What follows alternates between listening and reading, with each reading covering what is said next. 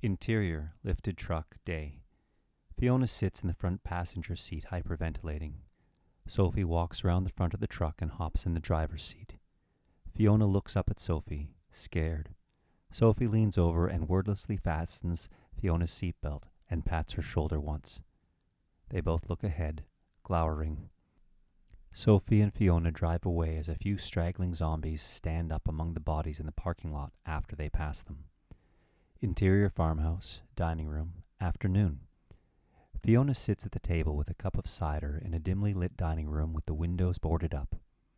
Sophie paces next to the table before taking a seat across from her. So, your name is Fiona? Fiona nods. You like the cider? I have apples here. And honey. Fiona glances at her cup and back at Sophie.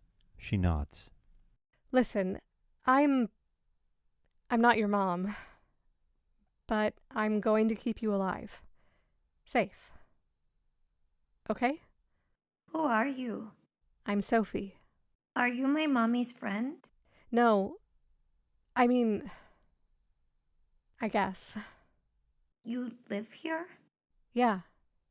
It was my dad's place. Where's your dad? He died. Long time ago. About a year or so after it all started. Before the end time? Mommy said everyone used to be alive before. No, after. How old are you? I'm 7. Jesus Christ. Where's my mommy? I'm sorry, Fiona. Your mommy is gone. No, she's not. She's gone, Fiona. She said she wouldn't leave me. Fiona, I'm so sorry. She died. Stop saying that. You know what happens to people. They die. Fiona throws her cup of cider at Sophie. Don't say that about my mommy. She's dead. She's dead like my dad is dead. Like my husband is dead. My friends dead like everyone else dead. Fiona erupts in wails of despair. Sophie stands up angrily. Gone. Or walking around trying to fucking eat anyone who's left. Fiona sobs uncontrollably and covers her head with her arms, face down on the table. Sophie paces around, frantic, upset. I know. I'm sorry. Stop crying. I'm sorry, Fiona. Sophie gently places a hand on Fiona's back. Fiona slaps Sophie's hand away, growling, and leaps from her chair to shove Sophie before wildly beating at her, screaming. Interior, upstairs, farmhouse, hallway, day. Sophie carries a kicking and wailing Fiona up the stairs, almost dropping her as she makes it to the hallway. Fiona kicks Sophie in the gut. Sophie stumbles, struggling to regain control of the thrashing child. Sophie hoists Fiona over her shoulder as the girl pounds Sophie's back with her fists. Sophie carries Fiona to a bedroom. Fiona bites Sophie hard on the arm. Sophie yelps and drops Fiona on the floor, who hops up and attacks again.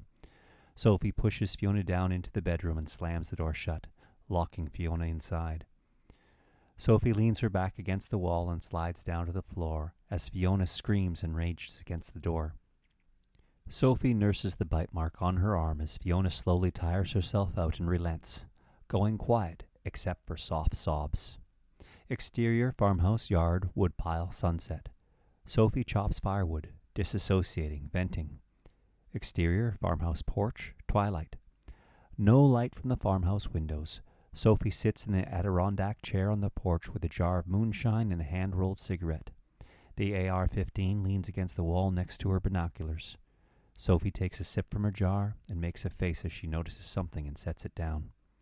Hundreds of yards away, barely visible in the dying light, Sophie spots a pair of emaciated zombies, mostly skin and bone, but both with big, bloated, pregnant bellies, shuffling through a field outside of her defense perimeter. They aren't walking her direction and disappear into the trees. Sophie puts down the binoculars and takes one last drag of her cigarette. She spits on the floorboards and puts it out. Interior, farmhouse living room, night. Bathed in candlelight, Sophie stirs a pot of food on an old wood-burning stove. She feeds a morsel to the black cat slinking around her feet. Interior, Fiona's farmhouse bedroom, night. Fiona is passed out in the dark room, having made a nest of blankets and pillows around herself in the bed. The door slowly opens, and Sophie quietly enters with a lantern and a tray of food. Sophie creeps into the room and sets the tray down on the nightstand next to Fiona. The little girl snores. Sophie stands over Fiona and watches her sleep. Interior, Fiona's farmhouse bedroom, morning. Sunlight washes over Fiona, sleeping. The second-floor window is unobstructed by fortifications. Fiona's plate of food is eaten, the bedroom door open, the black cat slinks inside and hops up on the bed. It sits on Fiona and purrs. Fiona stirs awake. Fiona looks around confused for a moment as she rubs sleep from her eyes. She is delighted when she sees the cat. Interior, farmhouse, living room, morning. Sophie tends the wood stove as Fiona tiptoes into the room. The black cat pads past Fiona to nuzzle Sophie's legs as she feeds a log into the stove's fire. Sophie looks up. Hi. Interior, farmhouse, kitchen, morning. Sophie cuts an apple into little pieces as Fiona watches from a safe distance.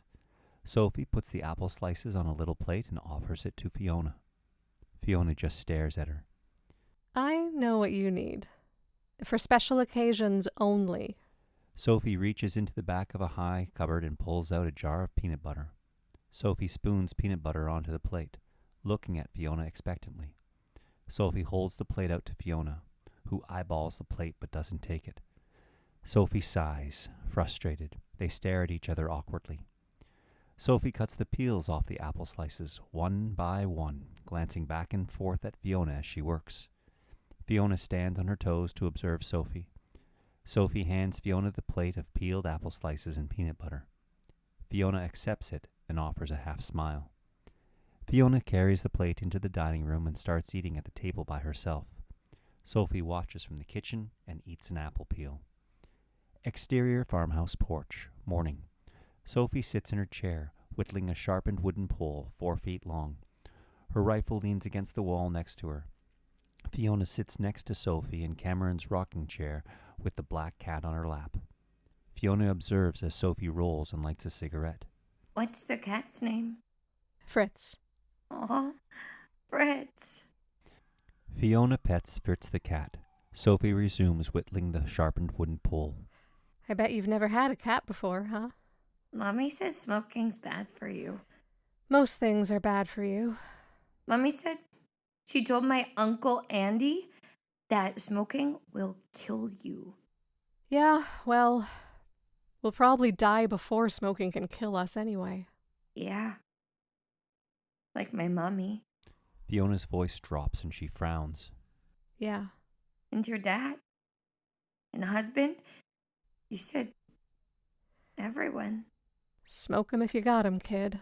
Sophie tries to hand the sharpened pole to Fiona. Here. You need to carry this with you when you're outside. I'll show you how to use a gun later, but until then I can't think of anything else you can use that'll help you. You're small.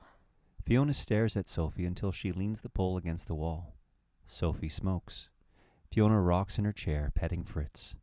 Is this a farm? Sure is. Fiona lights up briefly. Do you have cows? No more cows. I got chickens, apples, corn, some vegetables. Can we play with the chickens? No.